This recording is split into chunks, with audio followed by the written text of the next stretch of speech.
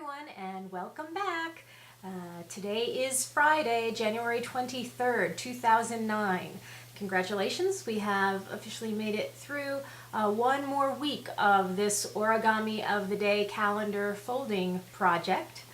And today's model is a little bit unusual. It's, it's something they're calling Gnashers. And it's just a little critter that gnashes. So that's what we're going to be working on today. They've thrown a few curveballs to us as well, in that we are not using, once again, we're not using traditional square origami paper. They have us using a piece of 8.5 by 11 printer paper. So you'll not want to make those adjustments. And in addition, a little further along in the instructions, they do have you using a pair of scissors, so you may want to make sure you have one of those handy as well. So make adjustments, gather up the supplies that you need, and I'll meet you back here in a second and we can get started.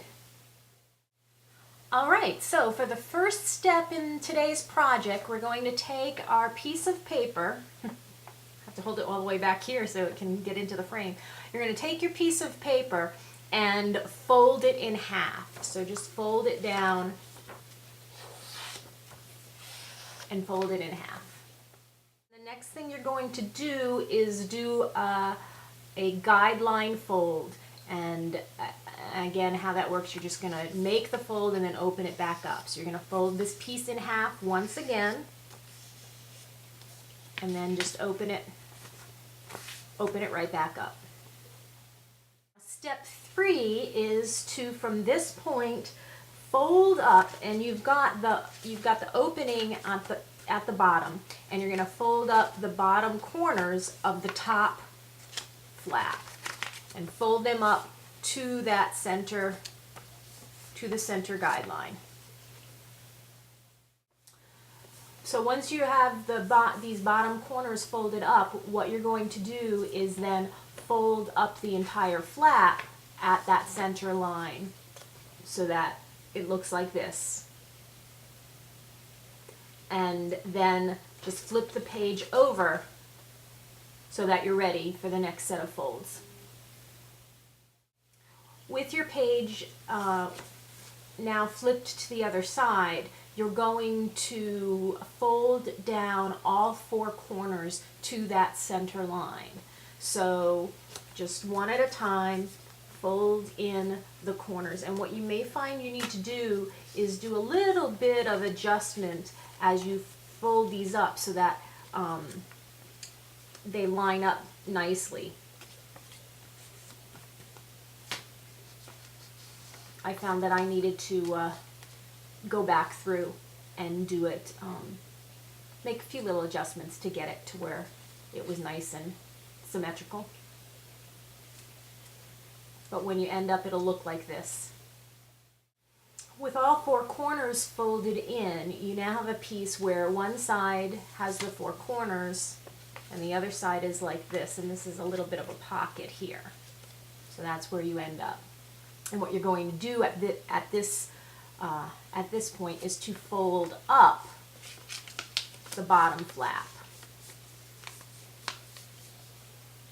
like that.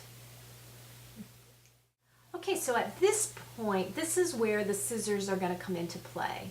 And what you're going to be doing is making a snip right here, halfway across the base. This is still like 8.5 inches across at the bottom, so you're looking at about 4 1/4 inches in. You're going to make a snip, and I'd say that you're going to make a cut that's about 1/2 inch. So you're going to be cutting right here. So the purpose of the snip in the paper is so that you can then fold back these flaps to create what's really going to be kind of like lips on this gnasher creature. So as you can see, I already did that on this side. I went ahead and folded them back. So then on the other side, you're going to do basically the same exact thing. Not basically. I said it again. You're going to do the same thing. And this paper that I'm using is it's a little thicker than a traditional sheet of printer paper, so this is kind of stiff.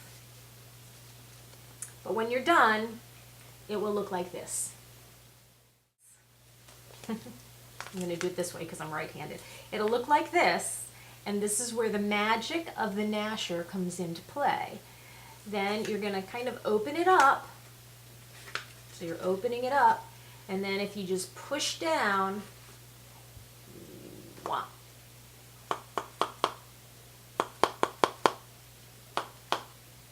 Wah, wah, wah, wah. There you go. You have a Gnasher. As with a few of the other critters that we've done so far, you can embellish it a bit with a magic marker. Here I added some eyes and some nostrils.